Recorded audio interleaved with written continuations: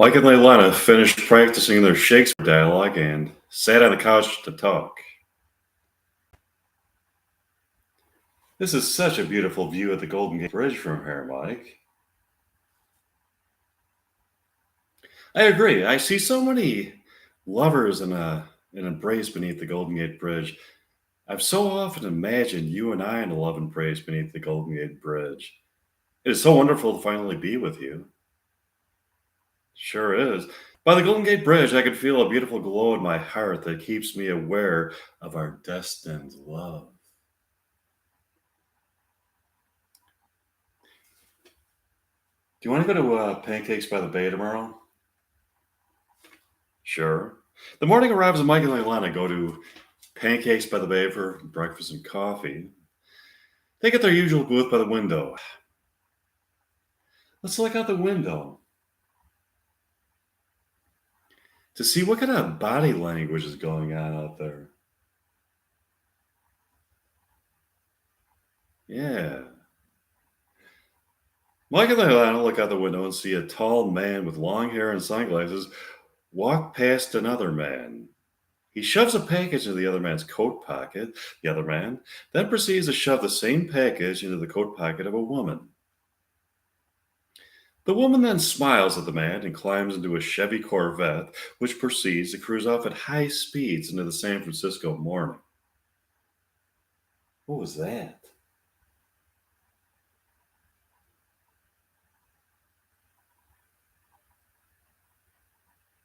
I don't know.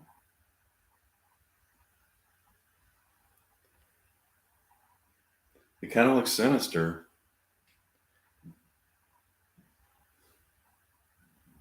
I'd like to get that in the play.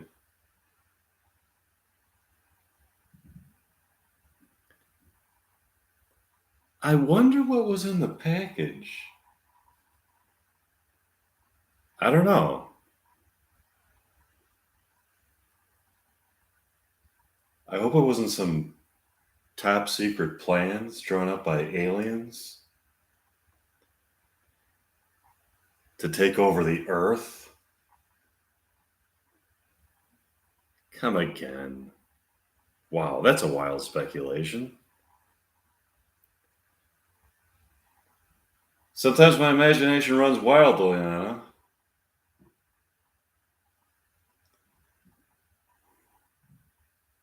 I think about the possibilities of aliens actually existing on other planets. I then think of possible ways that they might travel here and assimilate into our society, convincing us that they are also Earthlings when they are actually aliens involved in some kind of conspiracy. Or that package could have just been something that was ordered by somebody. In any event, I want to know more about this. It just seems too serious to me. I can see from the body language there's something going on. I want to find out.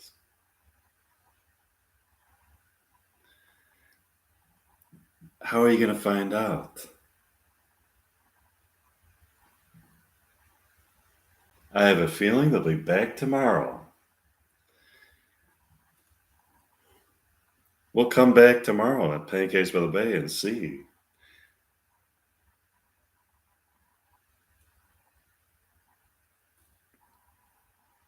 That'd be good. Would you like to go back to your condominium to practice some more William Shakespeare dialogue?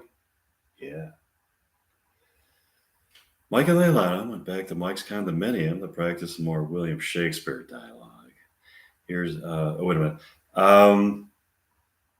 Mike and Leilana got up the next morning and went to Pancakes by the Bay for breakfast and coffee. They sat at their usual booth by the window. This is so suspicious to me, Leilana.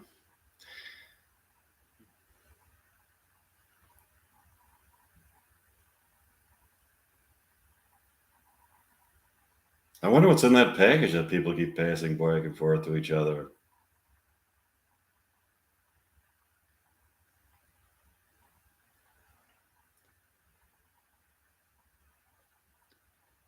Your alien conspiracy theory seems very unlikely to me. I don't agree with you. You never know, Leilana. Somebody that you've known for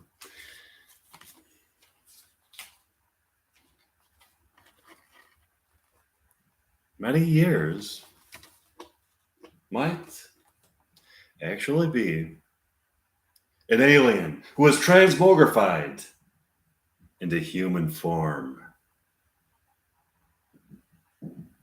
Some people may be the spawn of aliens and they aren't even aware of it.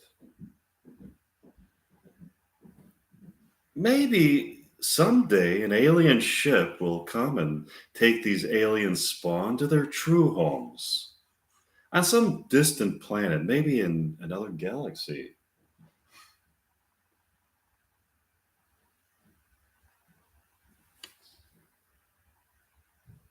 Let's get this straight, Mike.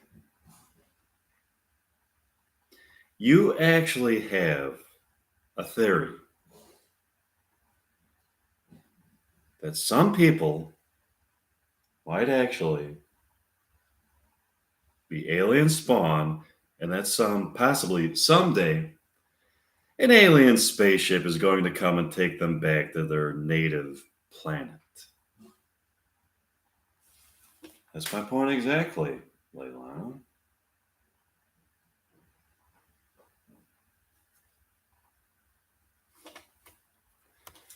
I look at this as a realistic possibility to be considered.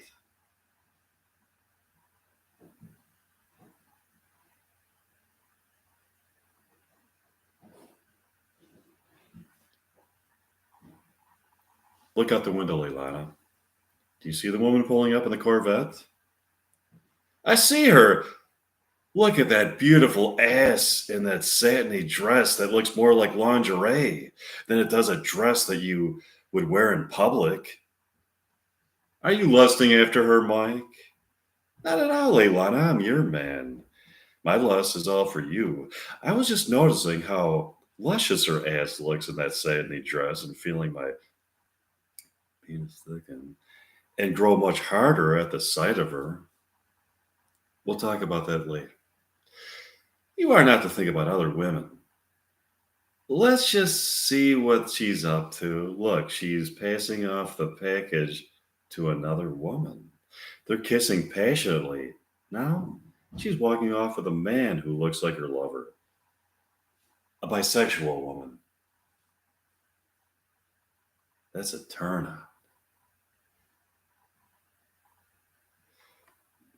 What are you, a porn star? I thought you were a romantic.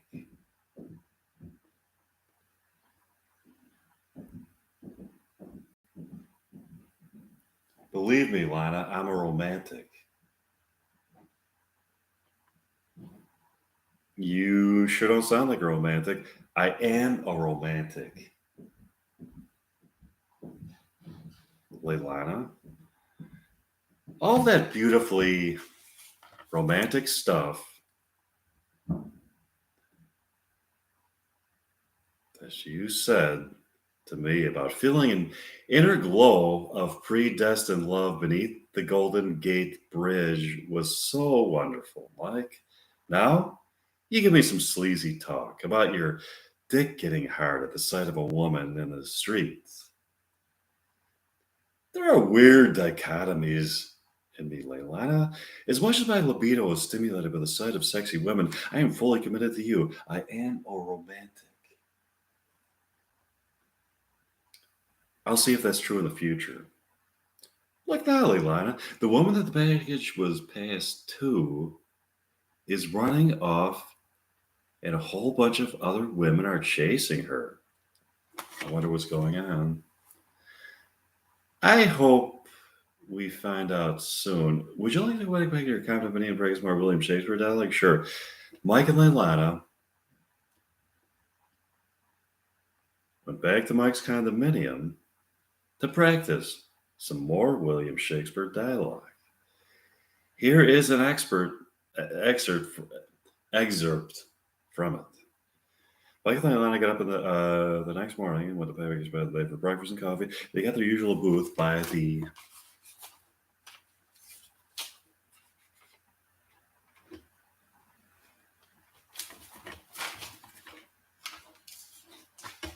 window where they can observe people and interpret their behaviors.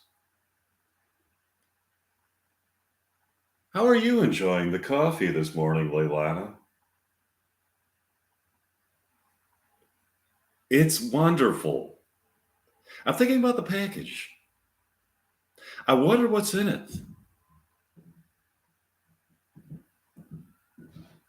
Whatever it is, people seem to hold it to be of great importance.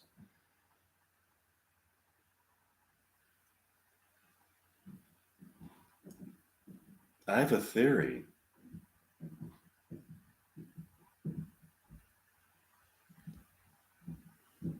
that it could be plans drawn up by aliens or in disguise here on Earth. Plans for the takeover of planet Earth. Plans. Here you go with your alien conspiracy theory again. I certainly doubt that it is accurate. It's probably just business documents or something. Then why are people so intrigued by it? As if it were a crucial issue.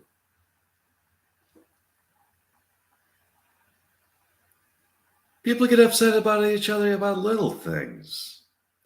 I'm going with my alien conspiracy theory. I seriously doubt it. Look, Leilana, there's a tall woman with long hair passing the package to another tall woman with long hair. I see it. All of a sudden, the woman to whom the package was passed to looks at Mike and Leilana in an intense fury for several minutes.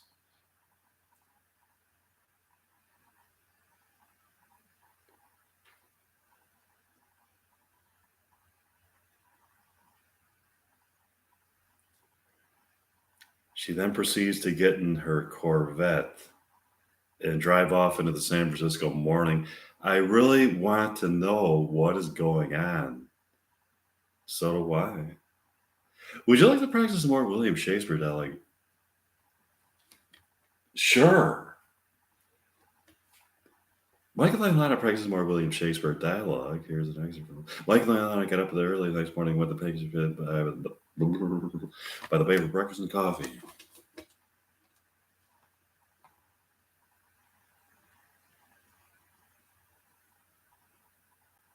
They got their usual booth by the window. It is so nice to be in love with you, Leilana.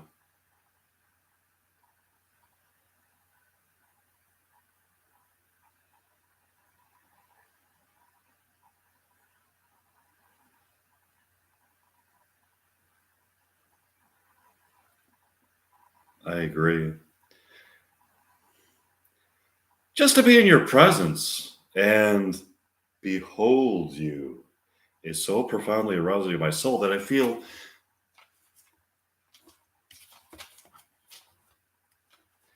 that a kind of light in my soul that illuminates me from within, awakening it to the true meaning of beauty as epitomized by romantic love. I feel that way myself, Mike. All of a sudden, a woman pulls up in a Corvette. It's the woman that Mike and Leilana saw with the package yesterday. Do you see that? Yes, I see it. It is the one with the package. All of a sudden, the woman takes out the package. From the package, she pulls out an object with a multi-dimensional shape that glimmers in the sunlight. For an instant, it seems as though another dimension has revealed itself.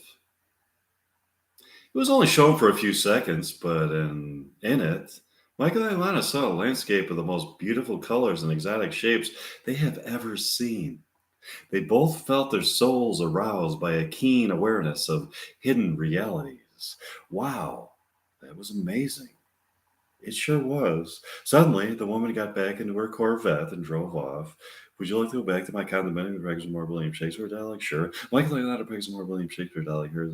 Michael and I thoroughly enjoyed their performance of William Shakespeare dialogue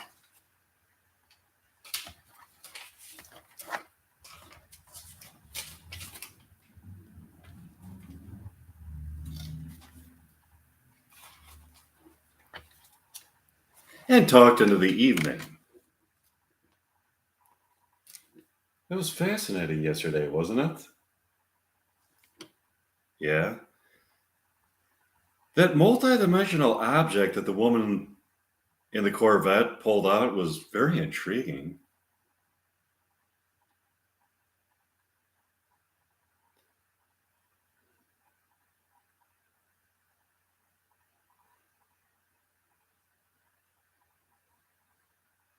Now we know what it is that was in the package. Next, I want to know what the purpose of it is. So do I. People seem to be guarding it and hiding it. They pass it back and forth to other people. We have some clues. Yes, we have some clues. What would people be passing back and forth to each other and hiding? We've seen that this object opens up another dimension. We saw the beautiful colors and objects in that dimension that could only be seen there. In that dimension, I saw only beauty. This world can be both beautiful and disturbingly hideous. But that dimension revealed itself to be entirely beautiful. Could it be some kind of utopia? That's interesting. I've often thought about that, a utopia myself. I wonder if it is possible. Some kind of world of perfection where there is only physical beauty and kind human behavior. Now, this world is a far distance from that. I often wonder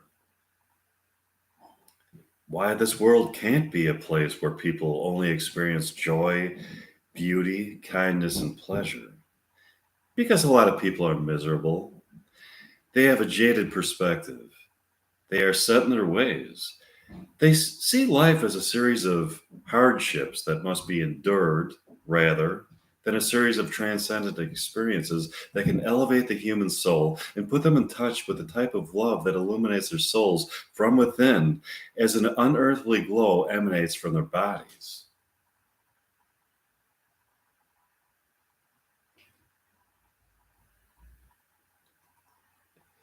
Um,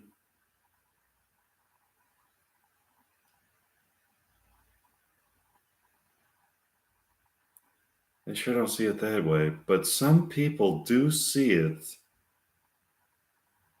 that way, Leilana, such as you and I. We are idealists. I think that's part of why we are in love. Do you want to go to Pancakes by the Bay tomorrow for breakfast and coffee? Sure.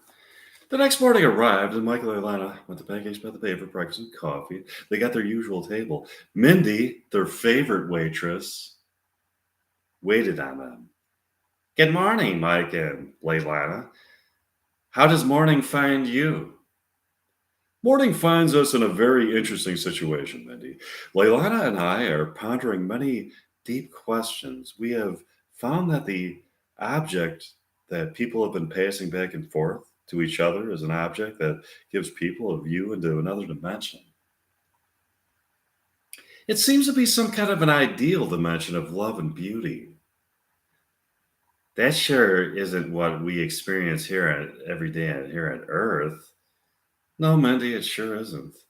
I often think that If that's not the goal of human existence, then what is? We should be trying to build a world like that. Humans have shown so much brilliance in a lot of things. I agree. Hey, look, it's that same woman in the Corvette. They look out the window and see the woman in the Corvette get out with another package, from out of which she pulls another multidimensional object. This object has a gleam of darkness to it. And for an instant, they are able to see into a realm of hideous colors they have never seen, grotesque objects that they have never seen, that were being utilized by creatures they have never seen in the most bizarre fashion, disgusting rituals of sacrifice and sensations of an ugly kind that massage the depths of the dark part of the human psyche. Wow. That was the opposite of what we saw through the other multidimensional object. We saw into a dimension of depravity, inhabited by denizens of sinful delight. That was truly unusual. There is a certain allure to the dark side. I think that the key to an ideal human existence, after having seen that, is to understand how to integrate dark and light experiences of human experience into a purely wonderful and life affirming whole that emphasizes the love of what it means to be human while experiencing love in all its earthly and transcendent manifestations. I agree. Would you like to go back to my condominium and practice some more William Shakespeare dialogue? Sure. Mike and Leilana went back to Mike's condominium to practice some more William Shakespeare dialogue. Here's an excerpt from it. Now I'm going to get my William Shakespeare, but the time fuck up.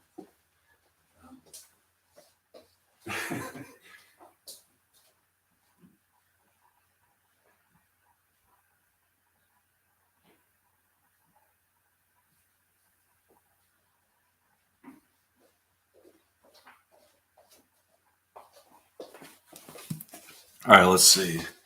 Which one? How about? I'm always doing Romeo and Juliet.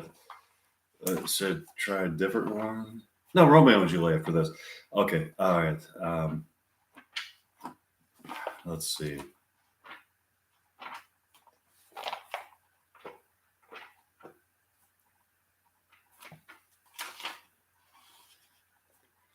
Act, Act 2. Wait, okay.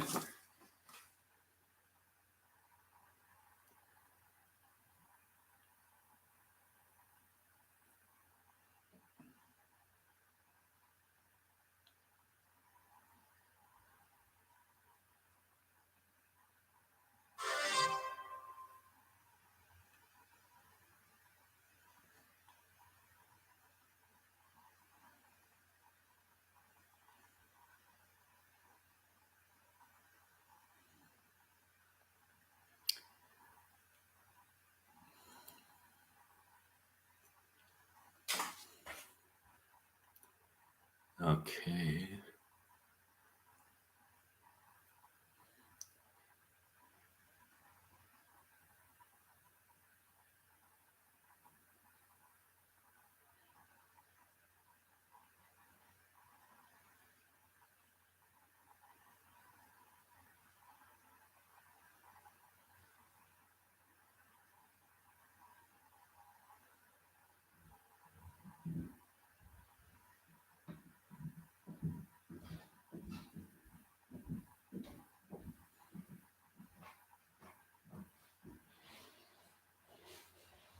Okay.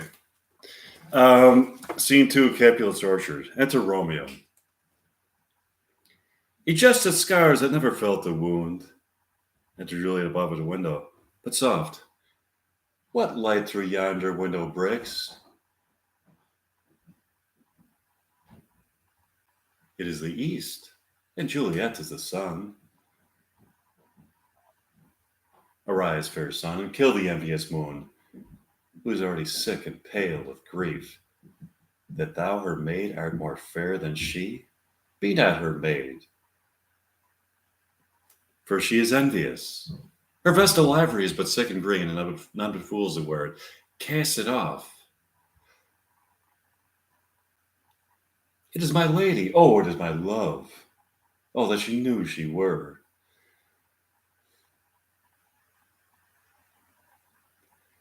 She speaks, yet she says nothing. What of that? Her eye discourses.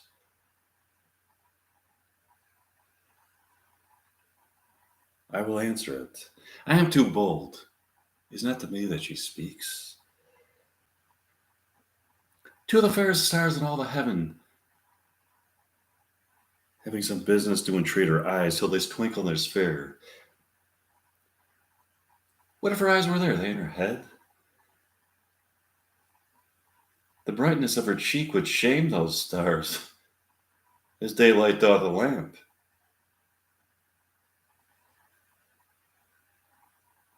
But through the airy region streams so bright,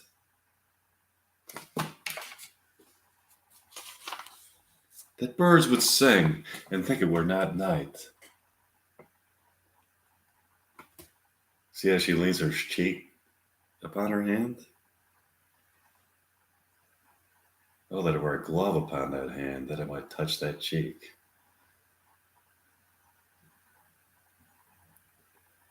I mean, she speaks. Oh, speak again, bright angel, for thou art as glorious of this night being over my head, as is a winged messenger of heaven upon the white upturned wondering eyes of mortals that fall back to gaze on him, when he bestrides the lazy pacing clouds and sails upon the bosom of the air. Romeo, Romeo, wherefore thou art, deny thy father, refuse thy name, or if thou wilt not,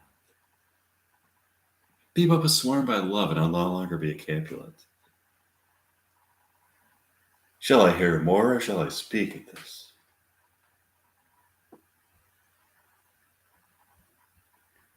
Tis but thy name that is my enemy. Thou art thyself, though not a Montague. What's a Montague? It is nor hand, nor foot, nor arm, nor face, nor any other part belonging to a man. Be some other name. What's in a name? That which we call a rose by any other name would smell as sweet, so Romeo would, were he not Romeo called. Retain that dear perfection which he owes without that title. Romeo doff thy name, and for thy name, which is no part of thee, take those. I take thee at thy word. Call me but love, and I'll be new baptized. Henceforth, I never shall be Romeo. What man art thou, that's bescreened at night, so stumblest on my counsel? By name I know not how to tell thee who I am. My name, dear saint, is hateful to myself, because it is enemy to thee. Had I hadn't written, I would tear the word. My ears have not yet drunk 100 words of thy tongue's uttering, yet I know the sound. Art thou not Romeo and a Montague? Neither, fair maid, if either thee dislike. How canst thou hither tell me, and wherefore? The orchard walls are high and hard to climb, and the place death, considering who thou art, if any my kinsman find thee here. With love's light wings did I ever perch these walls, for stony limits cannot hold love out, and what love can do that dares love attempt? Therefore, thy kinsmen are no stop to me. If they do see thee, they will murder thee. Alack, there lies more peril in thine eye, peril in thine eye than 20 of their swords. Look thou but sweet, and I am proof against their enmity. I would not for the world they saw thee here. I have night's cloak to hide me from their eyes. And but thou love me, let them find me here. My life were better ended by their hate than death prorogued, wanting of thy love. By whose direction foundst thou out? Foundst thou out this place? By love that first did prompt me to inquire. He lent me wings, and I lent him counsel. I am no pilot. Yet were thou as far as that vast shore wash with the farthest sea I should imagine for such merchandise. Thou knowest the mask of night is not my face, else would the maiden blush be to paint my cheek. For that which thou have heard me speak tonight, fain would I well informed of thy blah, blah, blah. Lady, by yonder blessed moon I vow that dips with silver all these fruit tree tops. Swear not by the moon, the inconstant moon, that monthly changes in her circled orb, lest that thy love prove likewise variable. What shall I swear by? Do not swear at all. Or, if thou wilt, swear by thy gracious self, which is guided by idolatry, and I'll believe thee. If my heart's dare love, well, do not swear. Although I joy in this, I joy in thee. I have no joy in this contract tonight. It is too rash, too sudden, too like the lightning, which doth cease to be. Ere one can say it lightens, sweet, good night. This bottle of thy summer's harmony, breath my privy beauty as flower when next we meet. Good night, assist sweet repose and rest come to my heart as I within my breast. Oh, wilt thou leave me so unsatisfied? What satisfaction canst thou have tonight? The exchange of thy love's faithful vow for mine. I gave thee mine, and that was. Wouldst thou withdraw it? For what purpose? Love? But to be frank, and to give it thee again. And yet I have the thing I wish for. My bounty is boundless as the sea, my love is deep. The more I give to thee, the more I have, for both are infinite. I hear some noise within. Dear love, adieu. Anon, good nurse, sweet Montag, be true, but say but a little. Oh, blessed night. I'm feared. Being a knight, all this is but a dream. Too flattering sweet to be substantial. So thrive my soul. 1,000 times good night.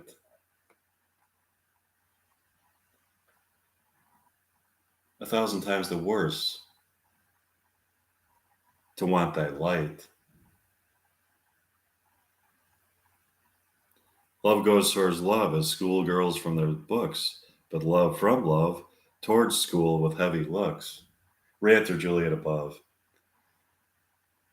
Hist, Romeo, hist. Oh, for a Faulkner's voice to lure this tassel gentle back again. Bondage is hoarse. It may not speak aloud, else would I tear the cave where echo lies, and make her airy tongue more hoarse than mine, with repetition of Romeo's name. It is my soul that calls upon my name. How silver sweet sound lovers' tongues by night, like softest music to attending ears. Or, my dear, at what o'clock tomorrow shall I send for thee?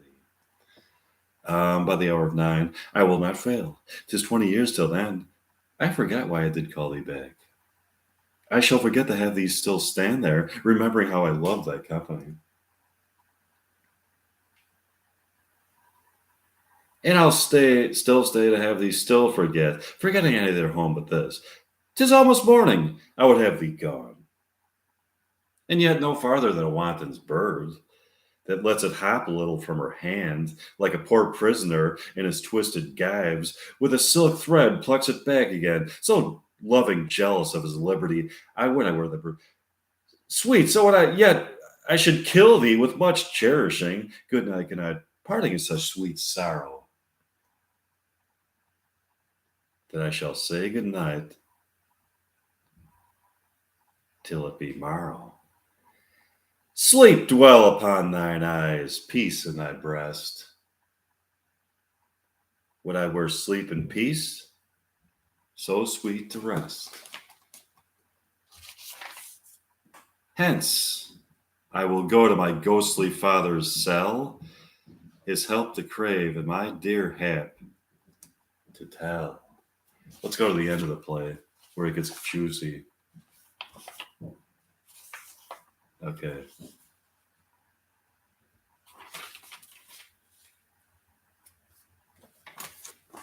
Give me the mattock and the wrenching iron. Oh, take this letter early in the morning. See thou deliver it to my father. Give me the light upon the life, I charge thee. Whatever thou hearest or seest, stand all aloof, and do not interrupt me in my course. Why I descend into this bed of death is partly to behold my lady's face, but chiefly to take thence from her dead finger a precious ring, a ring that I must use in dear employment. Therefore hence be gone. But if thou jealous dost return to pry, in what I farther shall intend to do, by heaven, I will tear thee joint by joint, and strew this hungry churchyard with thy limbs. The time and my intents are savage wild, my more fierce and inexorable far than empty tigers of the roaring sea.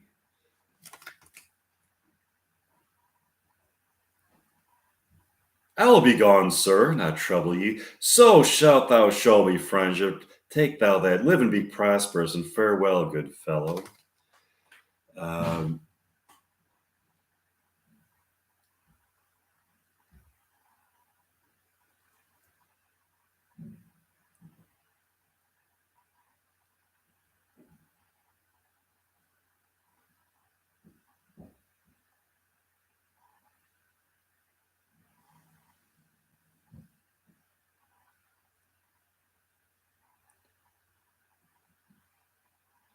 in faith, I will. Let me peruse this face. Mercutio's kinsman, noble county Paris, what said when my betossed soul did not attend as we rode? I think he told me Paris should have married Juliet. Said he not so, or did I dream it so? Or am I mad, hearing him talk of Juliet, to think it was so? Oh, give me thy hand, one writ with me in sorrow and sour misfortune's book. I'll bury thee in a triumphant grave. A grave? Oh no, a lantern, slaughtered youth. For here lies Juliet, and her beauty makes this vault a feasting presence of light. Death, lie thou there, by a dead man interred. How oft, when men are at the point of death, have they been merry? Which the keepers call a lightning before death. Oh, how may I call this a lightning? Oh, my love, my wife, death, that hath sucked the honey of her breath, of thy breath. So my interpretation of that passage in Shakespeare, in Romeo and Juliet, is that there seems to be some kind of philosophy that Shakespeare had about at the moment before a person dies, that there's some kind of like ecstasy or some kind of like ecstatic experience that is actually built into the human psyche to enable the person to be able to handle death.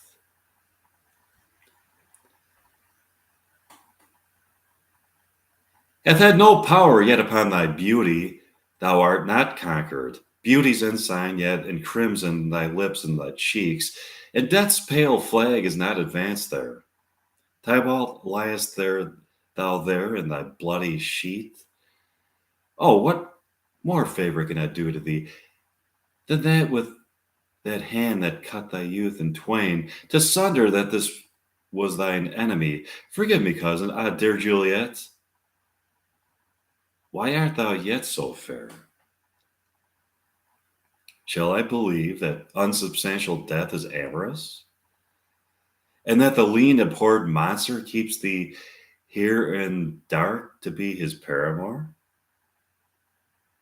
For fear of that, I will stay with thee, and never from this place of dim light depart again. Here will I remain with worms that are thy chambermaids. Oh, here will I accept that my everlasting rest, and shake the yoke of inauspicious stars.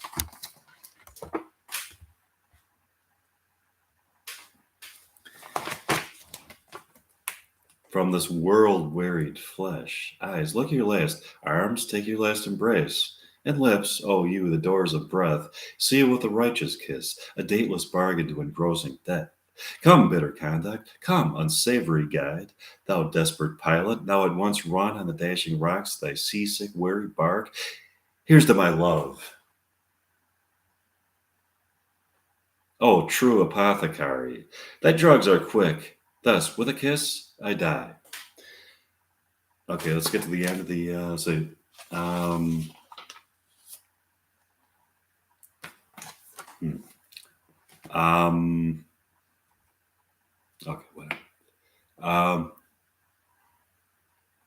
this letter doth make good the friar's words, their course of love, the tidings of her death. And here he writes that he did buy a poison of poor apothecary, and therewithal came to this vault to die and lie with Juliet. Where be these enemies, Capulet, Montague? See what a scourge is laid upon your hate, that heaven finds a mean to kill your joys with love. And I, for winking at your discords too, have lost a brace of kinsmen. All are punished. Oh, brother Monte, give me thy hand. This is my daughter's jointure, for no more can I demand. But I can give thee more, for I will raise her statue in pure gold, that whiles Verona by the name is known. There shall no figure at such rate be set as that of true and faithful Juliet. As rich shall Juliet's, as rich shall Romeo's by his ladies lie, poor sacrifices of our enmity.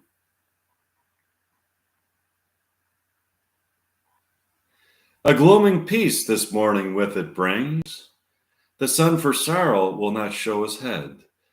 Go hence to have more talk of these sad things, for some shall be pardoned and some punished. For never was a story of more woe than this of Juliet and her Romeo. The end.